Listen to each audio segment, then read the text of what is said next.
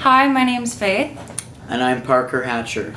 This video is about disabilities, obstacles, and how it's always possible to overcome them. Parker and I both have illnesses that to most people are known as the invisible illnesses. After many years of trying to figure out what was going on in my body and why I was getting sick, I was diagnosed with lupus. Lupus is an illness that attacks your body from the inside. Basically, things in your body that would normally be attacking viruses and bad things, instead of attacking those, your body attacks itself, and sometimes it targets specific organs like your thyroid or your heart or your lungs or very important organs. Basically, it attacks it and it causes many symptoms. Pain is one of the biggest symptoms. Widespread pain, fatigue. You're more sensitive to illnesses. Yeah, if you get sick, your immune system is no good, so your body can't fight viruses. Just getting the cold, it's like having the plague. Your body can't fight those diseases. Your body can't fight the flu as well as it should be able to. And if you are exposed to these things in public, you have to be very careful, because if you get sick, it's not as easy to get better and to recover from it. The main thing with lupus is it's hard for you to get around. It's different with everybody. Yeah, everybody has kind of different symptoms, and it's a disease. They call it the disease of 1,000 faces because there are so many different symptoms and there are so many different levels of this illness. And some people have it and they're fully functioning, and some people have it and they're not, and some people unfortunately don't live very long, and some people live a long time. One of the biggest issues with lupus for him personally is mobility. He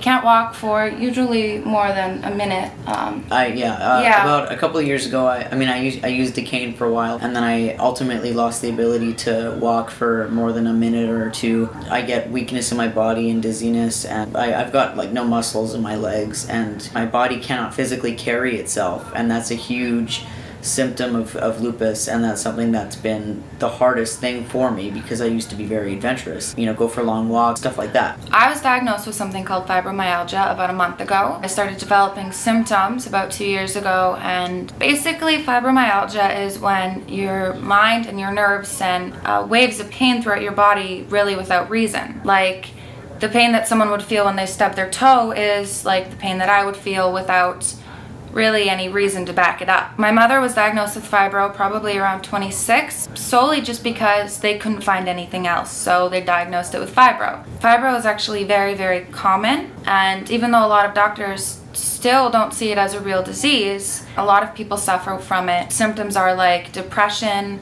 fatigue, just general complete weakness and muscle pain. It basically feels like arthritis all over your body. A lot of people suffer from it, and not a lot of information out there on how to treat it and how to get help and how to deal with it. Or where it's come from. Yeah, or people still don't actually know the source of what caused it, although some people do say it's genetic, so there are theories as to why a person experiences these things, but there isn't anything there's no solid exactly reasoning. So if you don't already know this, I'm concerned. I am transgender.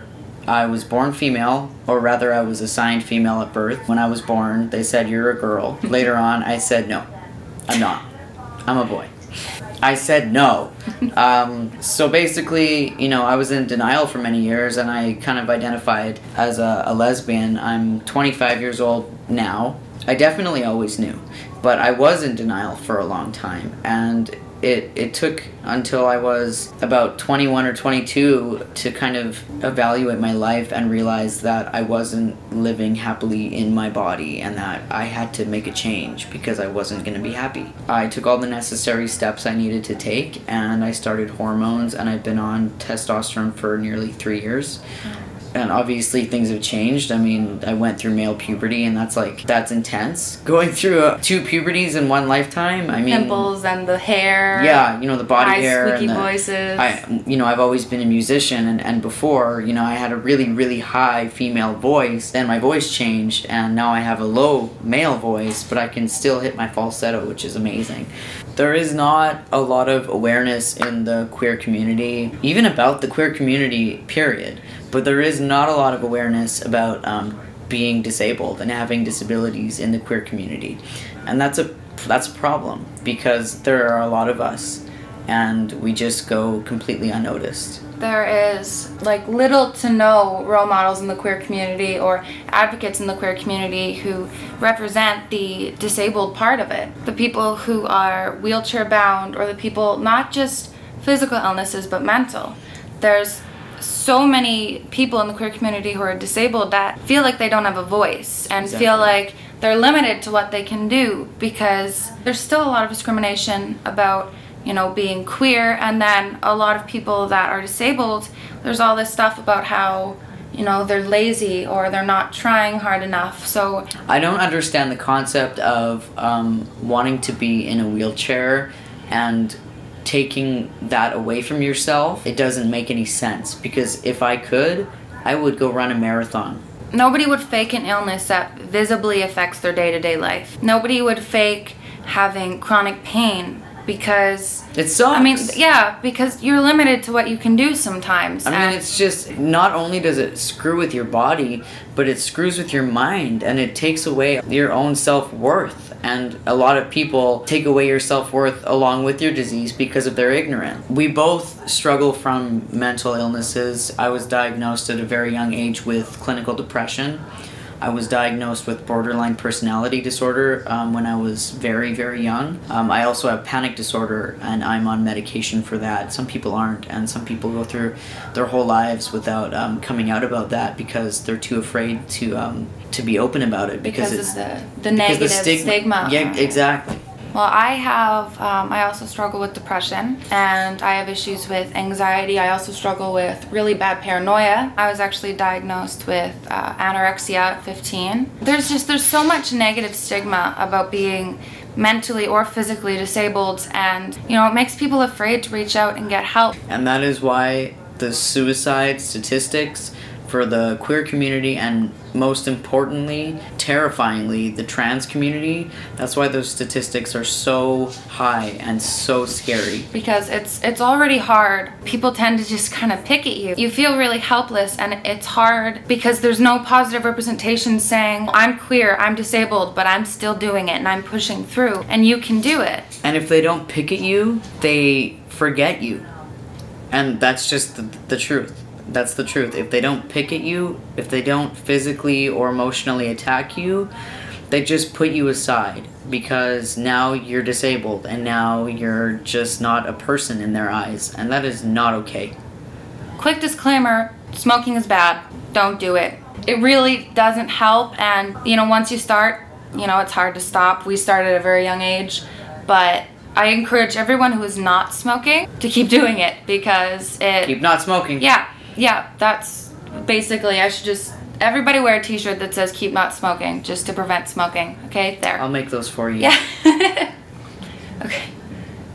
There is very little representation in the queer community on, you know, the strength it takes to be disabled and still push yourself. And I feel like it's really hard for someone to be, you know, queer and disabled and to not have anybody to look up to and say, you know what, they can do it, so can I. And actually, one of the main things about Parker's campaign that he's doing right now, Parker is doing an album.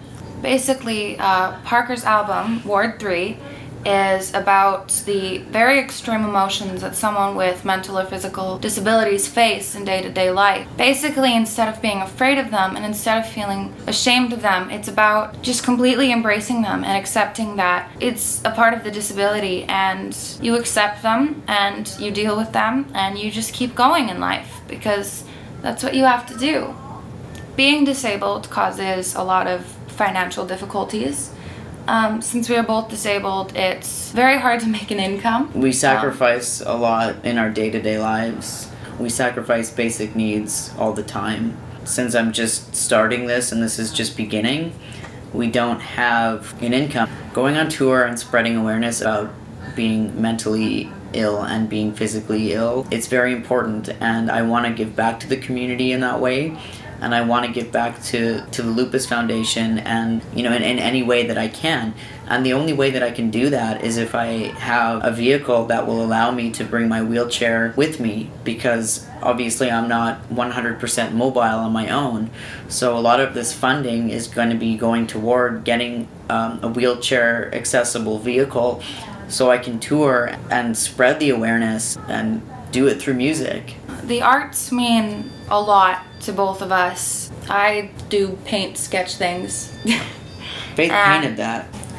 And music is everything to Parker. For people that struggle with disabilities, whatever they are, there's always some sort of outlet that they have, whether it's the art, no matter what it is, it's important to them, and to them it's their whole world, because when you find something that helps you cope, you stick to it and you never let it go. But it can be hard when you want to do so much. It can be really hard to go out and spread awareness on things that we're really passionate about when there's such limited financial support and there's such limited mobility. And limited support within the community. It's very difficult to get my cause out there, and that's been the biggest challenge for me. What Parker is trying to do has very, very little to do with money, and more so to do with spreading awareness to a community of people that rarely have their voices heard. Spreading awareness is so important because the queer disabled community is so huge, and there's very little advocates out there, showing that you can do anything despite disability, despite obstacles. Everybody has that strength. They just need someone to show them that they do and that they're capable of it. That's really the main priority in this campaign, is to be able to get out and spread awareness and show people that disabilities such as lupus or fibro or depression, anxiety, it doesn't have to be the end of the world. You can do absolutely anything. You just need to believe in yourself, and you need to tell yourself that you can do it. With a little support from the community, that is completely possible. We just need to get out there and show people that they can do it. And the best way to do that is to show them that, we can do it. We really need as much help as we can get. And I've said this before, I'm not making a profit off of the money that I'm aiming for. The goal that we're trying to reach is basically just enough to get started. The money is going towards paying off the debt from the equipment for making an album at home, and going towards getting a wheelchair accessible vehicle and printing out the albums and the records that are going to go out to the people who want them. And any extra money that is received all goes towards Lupus Foundation and any other local LGBTQ foundations that are out there. That need help, because there are a lot of them that really do need help. The main point of all of this is to basically get out there and show people that being queer and being disabled in any way is not the end of the world. It doesn't mean that you're completely incapable. As long as you believe in yourself and you have support from the community, you can do absolutely anything. You just gotta tell yourself that you are not your illnesses. You are not your diagnosis. You are not just a sick person. You are strong and brave, and you get up every morning and you tell yourself that you can do it, and you can. And that's the main goal here, to show people that you can do it despite anything. We want to show people that. We want there to actually be someone out there to show people, yes, I am sick, and yes, I'm queer, and I'm disabled, but that doesn't mean that I can't do what I need and what I want and what I dream about. It doesn't mean that you're not capable of doing what you love and is important to you. For many years after I was diagnosed, I gave up. I laid in bed and I gave up. I decided that I wasn't gonna try anymore. And it wasn't until something happened in my life that kind of showed me otherwise. It wasn't until that moment that I realized that I had to do this. And this is something that I have to do in my life. This is probably the most important thing I'll ever do. I'm not going to give up anymore. And no matter what my body is telling me And no matter what pain I'm in and no matter what my head is saying, this is my life. And there are so many people out there like me who have given up. It's extremely important for me to just spread a little bit of hope, you know, just to let you know that you don't have to give up. You can do anything. All you have to do is just tell yourself that you can do it. There are no limitations when it comes to the faith that you have in yourself. When you believe in yourself and you think, you know what, yes, I'm sick, but this is what I love and this is what I'm gonna do and I'm gonna do it, there's nothing stopping you. Sometimes it takes time, but just never give up. This campaign is very important because being two disabled people, financial support is very limited, and all he really wants is to just help.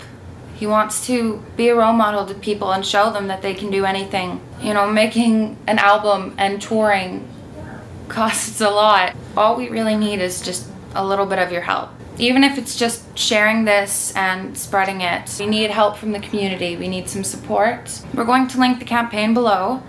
All of the information about Parker and the album is on the campaign page, and as well as 2 songs, demo versions off of the album, so you can hear and kind of get a sense of what it's going to sound like. Yeah, and they're both really good. So I would know because I hear him recording all day, every day. It's a full-time job. So yeah, check that out.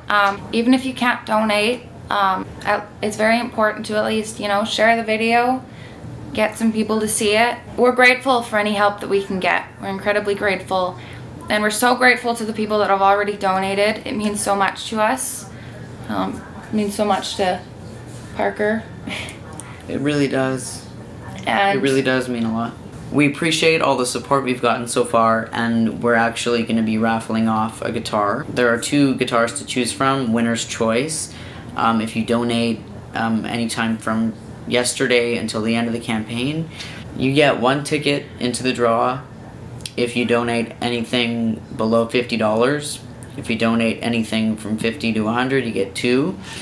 And if you donate $100 plus, you get 4. And if you go beyond that, I'm sure you'll get more. You'll get a hug. I'll come hug you.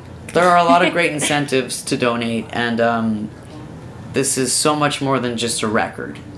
I have to just be very, very, very clear about that. It's become so much bigger than that. We really need all the help we can get at this point. We just want to make it known that basically the point is that you are not your illness. You are so much more than that, and you are capable of anything that you want to do, you know, and all he needs is just a little bit of support from the community, a little bit of help. Being queer and disabled does not limit you at all. Thank you so much for watching this, and thank you for all the support that we've gotten, and we really appreciate all the help that we can get.